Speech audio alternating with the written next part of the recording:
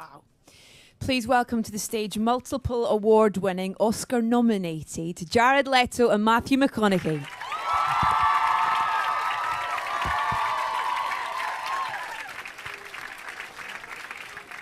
Make yourself comfortable, please.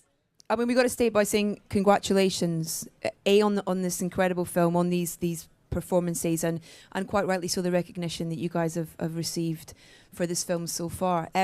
So much commitment. It seems there was so much commitment to this film and these characters from you both. Would you say it's maybe the most commitment you've given to a role or a film, and it was required, I imagine, as well? I'd say, yeah, there was more that to clearly commit to with this role, mind, body, and soul-wise. I mean, you know, from the losing weight, that was not an eccentric idea. That was something that was needed to do to be responsible to the character, to who this guy was. I surrounded myself with researching this guy, Ron Woodruff, and his story for 6 months, you know, 5 hours a day, and I never had a complacent moment. I mean, if we wouldn't have made the film for another year, could have still filled that year with figuring out how to get inside this guy. So, yeah. What was it about Ron that made you, that hooked you in, that got you, that made you want to, you know, interpret him? The anarchic way with which he went about surviving. It was never a sentimental tale. It was never a, you know, it wasn't the typical way to take on this subject matter. I mean, this guy was basically a dealer. He's a black market drug dealer, but he happened to be dealing drugs and vitamins that were unapproved that were helping keep people alive. So there was a real pirate who was leading us through this very heartfelt story, and I found that very original. Jared, Rayon is she's a fictional character within this world that, you know, is based on real events. Does that make it easier for you to create her, or, you know, would it have been easier if she was real, if she had been real? I mean, you know, she is real in a lot of ways, but. And I think they're both interesting things to do. Play a person who actually existed and also dream someone to life. I felt pretty lucky in this film to be able to create Rayon and not have some of the limitations that can come along. When you play a real person, you can become obsessed with some of the nuances, some of the details. Did you have any idea, you know, whilst you were making this, in 25 days it took to make this film? That's incredible, that it was going to have this reaction, that it was going to, you know, touch people, affect people, make people pay attention the way that it has. Was there an indication that was going to happen? And look, I remember when I first read the script, this kind of role, this kind of story doesn't come along that often. And if they do, nobody wants to make them, which was our case as well. Nobody wanted to make this, or people tried to get it made for 20 years unsuccessfully. 137 times it was rejected. Wow. But I remember it, you know, it was clear when I read it, boy, this has potential to be something of import and entertainment. And then when we were making it, I definitely felt like we were cutting our teeth on the truth. Now, that's still no guarantee that we're going to put together a good film, especially making it that fast in 25 days. But then after I saw the first cut that Jean-Marc sent out, I was pretty excited about what we had. In terms of you guys, the on-screen chemistry that's there, and the journey that your relationship takes throughout the film as well. Jared, Rayon was there for the whole 25 days. You were Rayon for those 25 days. Is that right? That's right. There was no Jared in those 25 days at all. Well, I mean, there was always, you can't be who you're not, I suppose. But it was an immersive experience. It was a transformative role. I did basically what I had to do in order to deliver the best performance possible. So I just stayed as focused as I could be, as committed as I could be. And I wanted to contribute in a really meaningful way. And you know, Matthew had made an incredible commitment for this film, so I was happy to do my best to try to meet him halfway and participate and be part of the team. So that's what I did. Teamwork, my friends, teamwork. And what is that you understand? For you, Matthew? You know, he's in character the whole time. I imagine you can't discuss scenes between takes, that kind of thing, or what's that? Not really, but you know. As eccentric as it may sound, it's not. Everything he just said, it was about what he had to do to focus to play his role, play his part. He was fully committed. That makes it very simple to work with. I mean, quite literally, there's one less person in the room. And I was meeting Rayon every single day. I met Jared when we were done filming. I went up and said, hey, Matthew, shook his hand. He said, hi, I'm Jared. His voice dropped down 2 octaves, and that was it. But let me say this. Neither one of us were interested, nor did we have time to discuss what the hell we did last weekend or what we had for dinner or who's, any kind of sports, music, anything else. It was just one, there wasn't what we time didn't have for dinner. Yeah. Well, that's true. Yeah, what did you not eat last night? Again. We didn't have time, nor were we interested. Yeah. So that actually makes it very simple. Now, look, there are actors who can take a tact like Jared chose to, and they can bring many other things that sort of get in the way of the filmmaking process. That's not what Jared did. He made it very, very simple.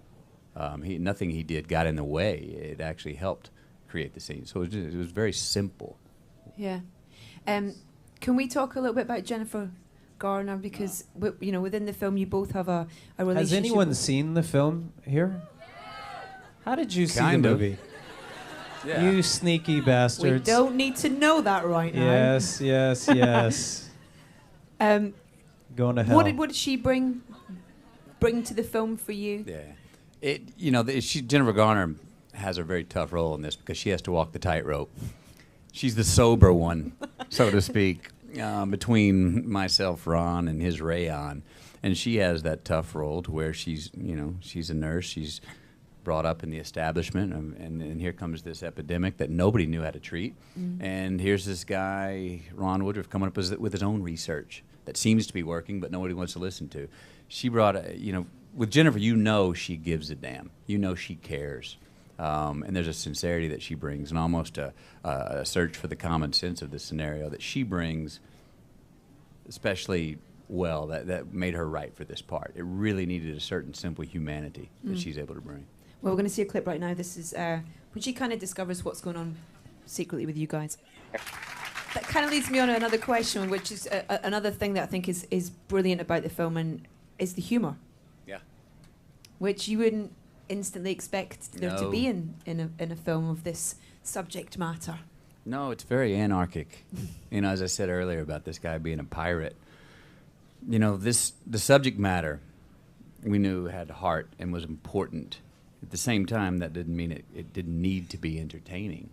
And the humor is here. It's blasphemous. It's shocking.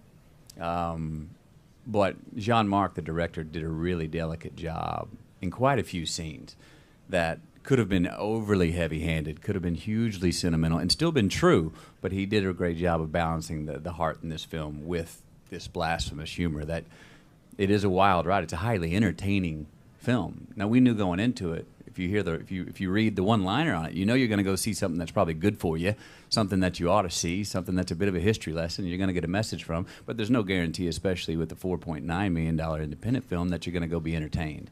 And I think we pulled that off. And it was there to pull off, but I think we did pull it off. This is another great little scene. This one involves the Dallas Cowboys. How much did you stick by script? Was there much room? Was there much need for? There was. I know I came in with 4 or 5 variations on each scene.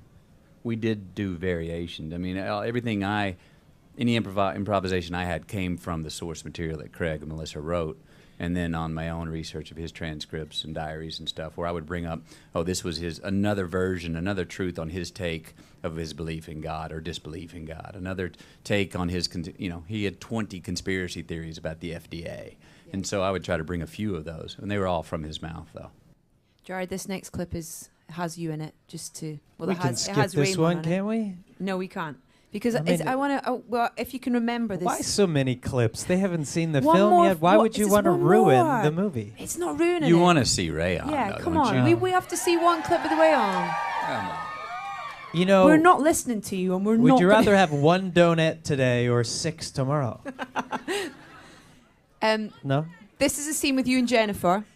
And, I get that this feels like a conversation. This doesn't feel like a script. This feels like an intimate moment between two people who care about each other. Was this? Did you improvise with this script? This scene that we're about to see? I mean, tell me after we watch. Well, we'll watch it. You close your eyes and your ears, and you can. Okay. Tell me after. Yeah, sure. Yeah. Okay. Okay. This is Rayon and Eve. Sweet dreams. What were you humming whilst we were playing? All along it was a fever. I was singing. Much improvisation in that scene, or it felt like such a natural conversation? That was the scene with me and her in the hospital? Yeah, asking, do you like this? No, I mean, they wrote a great script. So I'm not going to sit here and tell you I wrote the script of the scenes. There's always, I think it's very common in films for there to be spontaneous moments where you come up with something. I know in the film when I say I don't want to die, that was something that just came out. If that was scripted, it probably would have seemed too obvious. I would have obsessed on how to say such a corny, obvious thing. Of course, nobody wants to die. But it kind of burst out, and I guess it worked because it's in the film, right? People have commented. Yeah, it's in the film. So that was improvised. But great things can come. You guys see Wolf of Wall Street? Yes. It's a damn good movie, right? That was improvised, the thing he did. I love the story about that. Is that it, basically? Dude, you got it. I love that story. That's incredible. We'll move on. We'll leave that. How great was he in that film? It's badass. Why haven't you watched it? I haven't watched it for a couple of reasons. Number one, it's never going to live up to my expectations now after all of the love and support that it's gotten. Maybe that's number three. But number one is, I see myself on film all the time. I edit myself on film all the time, whether it's in a documentary or a Mr. Bartholomew Cubbins film. So I know I'm familiar with the process, and I can get over the self-consciousness of it. But if I don't have any control or contribution during that process, I really don't want to be a part of it. There's no point. Number two, I read the script. I know what happens. I was there on the day. And I don't really need that part of the process in order to feel fulfilled. I feel rather fulfilled as it is. So, maybe one day I'll watch it. You really should. It's pretty I've seen a couple of the films. I saw Requiem for a Dream. It was at Cannes, and we were walking down the red carpet. I wasn't going to do it, and Darren literally grabbed my arm and dragged me into the theater. He said, "You got to watch the film." And I got caught up on it. Like you said, when you watched the film, you were able to kind of let go of your participation and get involved with the characters, and that could happen here. But I just, I don't need to do it right now. It'll be around. Yeah. It's available on iTunes very soon, I'm sure. We're going to get some questions from our audience, our very large audience. We have some microphones rolling around. So, are there any 30 Seconds to Mars family here today? Yeah. I got the feeling that there may be. Hi, what's your name? What's your question? Do you know her? Yeah, of course. I know all these people. Okay. What's your question? Make it a good one. My name's Hibbs. I have a question for Jared, basically. Go on then. If you had the choice to either play Ron or Rayon, would you have still played Rayon in the end? Ooh, what an interesting question. Yeah, my friend Emily wanted to ask you that, but she can't be here. Well, she's obviously seeing her therapist or something, right? No, I mean, there's no one on the earth that could have played Ron except for Matthew McConaughey. I mean, obviously, he was able to deliver something I could have never have played that part. I would have failed so miserably at even attempting to play that. I wouldn't have understood that. I wouldn't have been able to fight for what was needed there. He produced the film as well. He was there fighting every single second to get the film made for years. And then creatively, I don't have what he has. He's a phenomenal actor, and I was meant to play this part, and contribute and support him in the film. Yeah, thanks. Matthew, I read that you'd said that you were riding a new way of making a film with this. Is that right? I was what? You were riding a new way of making a film with this. I remember writing down many times. I keep a journal during filming. I remember writing down, boy, is this a new way of filmmaking? And in some ways it is. The fact that we had no lights. There's many more lights here than we had on the set. The fact that we shot it in 25 days. There was one camera. Many times in the scene it would be the actors, the script supervisor, the DP, and the director, and that was it. And you shoot a scene entering the building, and then you come in, look around, and walk out, and there was never a cut. They would just run around to shoot the other side.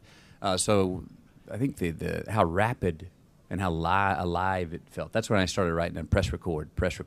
Don't show up to talk about what the scene's about. Show me what it is. Don't show up to discuss what does this scene today mean. Be ready and just and do it. Perform it.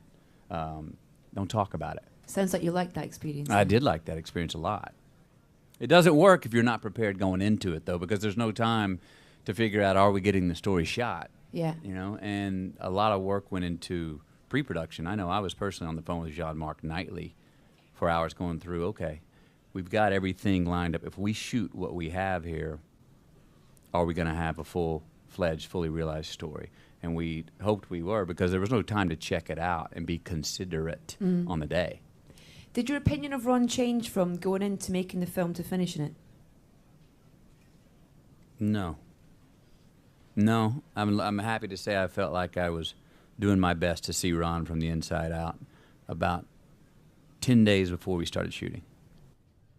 Right. Okay, more questions. Hands up. Lady in the front.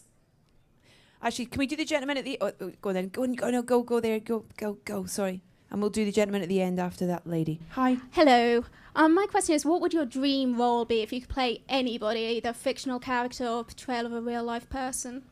Who would you be? Wow. Well, last time I was on the stage, what Yeah, because last week... he said, oh, man. he said Genghis Khan, didn't he? Yeah. Choice Channing Tatum. When we did the same question chatted came about up. Magic Mike. I was going to say Margaret Thatcher, but That's it. Wow. that's been it. taken. Yeah. Hey, Not if you haven't seen it. You could do No, your own I version of it. could do my version, a comedy, that I would... a musical. I should Musical say. version of Margaret The musical version of Margaret Thatcher. You know what we could do is Siegfried and Roy. Now you're talking. You and me, Now David you're Fincher talking. directing. Yes. Nice way to plant that seed. This could become real. Who's Siegfried and who's Roy? We'll figure it I'll out. play the tiger. Gentleman at the end, please, got a question, I think. Yeah, that's correct. So the gentleman at the end is Good just one. deaf, and there is Oh, a sign language great. interpreter just at the end. Hello, yeah. Hello. What? The gentleman at the end happened? is deaf, and we have a sign... lady's going to sign the question for us Oh, at sign the the end, question. yeah. I couldn't understand. Well, he's actually written it out. So would you like it Amazing. on stage? Yeah, why not? Go on.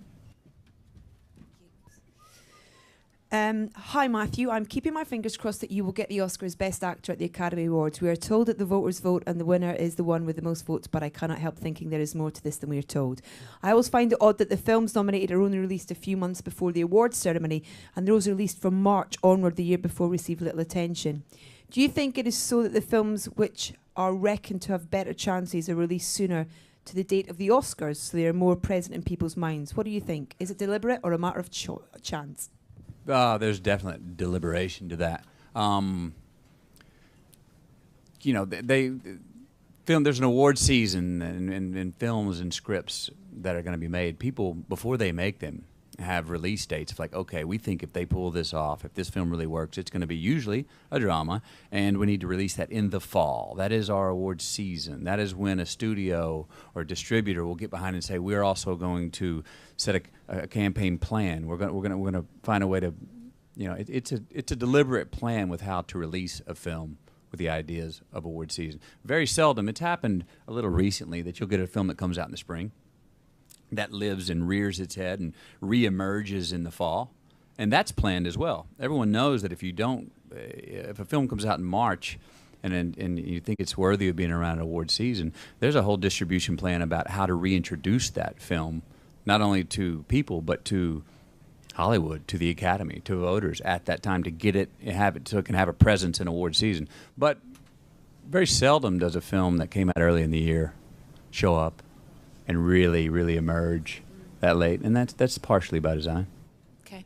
Great question, thank you. Okay, we have time for 2 more questions. Front row, Team Rayon, the T-shirt. She deserves a question. Go. Excuse me, I'm shaking. I have a question for both of you. Is that all right? Go. Yeah. Yeah, for Matthew, first of all, I love Dazed and Confused. Go on, say it, please. All right, all right, all right. I love Dazed Confused too. I loved your Golden Ghost speech as well, by the way. Thank you. Question? Tune, sorry. Yeah. What do you have to say about the power and the influence the film industry has on today's society? Do you think filmmakers almost have more power than politicians? Well, Good question. that's a doozy. A doozy. Would you try to make a short answer? I mean, the reciprocity of what happens between life and art and the exchange there and what influences each is pretty fascinating. I mean, I definitely think art can, well done, can put ideas into our consciousness that all of a sudden we find something more acceptable that maybe we didn't before. All of a sudden, things come to the forefront, and if they do translate, and basically at the end of the day, when I mean translate, they communicate with a large part of the masses, and it makes sense, and all of a sudden people talk about it. It just usually taps into something that either we didn't know that now we learned, or something we forgot. So I definitely think there's a dance there between art and life. Now, where that line meets and where it doesn't meet is blurrier today probably than ever before. But definitely it can happen, sure. It does happen. Yeah, it's a good thing. And my question for Jared. Last question then for Jared. At the end of all this, what do you believe, what do you want to look back and say, that was my greatest achievement? Well, I hope to never look back. Yeah. Sure, thank you. Did you bring your mum? Just the three of us. No, I hope to never look back. I don't really care so much about that sort of thing, legacy or what do I want to leave behind. I don't really think of that. It's good to be here now and to live dreams now and to share the dreams with all of you. I can't say how I love the film any more than I already have. It's incredible. It's a brilliant piece of filmmaking. It's a great story, fantastic performances, and I really wish you continued success with the awards season. Thank you guys for coming and for your questions tonight. 7th of February for those guys Bye, who haven't Ivy. seen it yet. Bye, Ivy. Go see Thank the movie. you. Interpret him. The anarchic way with which he went about surviving. It was never a sentimental tale. It was never it wasn't the typical way to take on this subject matter. I mean, this guy was basically a dealer. He's a black market drug dealer, but he happened to be dealing drugs and vitamins that were unapproved that were helping keep people alive. So there was a real pirate who was leading us through this very heartfelt story, and I found that very original. Jared, Rayon is she's a fictional character within this world that is based on real events. Does that make it easier for you to create her, or would it have been easier if she was real, if she had been real? I mean, she is real in a lot of ways, but. And I think they're both interesting things to do. Play a person who actually existed and also dream someone to life. I felt pretty lucky in this film to be able to create Rayon and not have some of the limitations that can come along. When you play a real person, you can become obsessed with some of the nuances, some of the details. Did you have any idea? I imagine as well. I'd say, yeah, there was more that to clearly commit to with this role, mind, body, and soul-wise. I mean, from the losing weight, that was not an eccentric idea. That was something that was needed to do to be responsible for the character. To who this guy was, I surrounded myself with researching this guy, Ron Woodruff, and his story for 6 months, 5 hours a day, and I never had a complacent moment. I mean, if we wouldn't have made the film for another year, I could have still filled that year with figuring out how to get inside this guy. So yeah. What was it about Ron that made you that hooked you in, that got you, that made you want to whilst you were making this in 25 days it took to make this film? That's incredible. That it was going to have this reaction, that it was going to touch people, affect people, make people pay attention the way that it has. Was there an indication that was going to happen? Look, I remember when I first read the script, this kind of role, this kind of story Doesn't come along that often. And if they do, nobody wants to make them, which was our case as well. Nobody wanted to make this, or people tried to get it made for 20 years unsuccessfully. 137 times it was rejected. Wow. But I remember it, you know, it was clear when I read it, boy, this has potential to be something of import and entertainment. And then when we were making it, I definitely... Wow. Please welcome to the stage multiple award-winning, Oscar-nominated Jared Leto and Matthew McConaughey.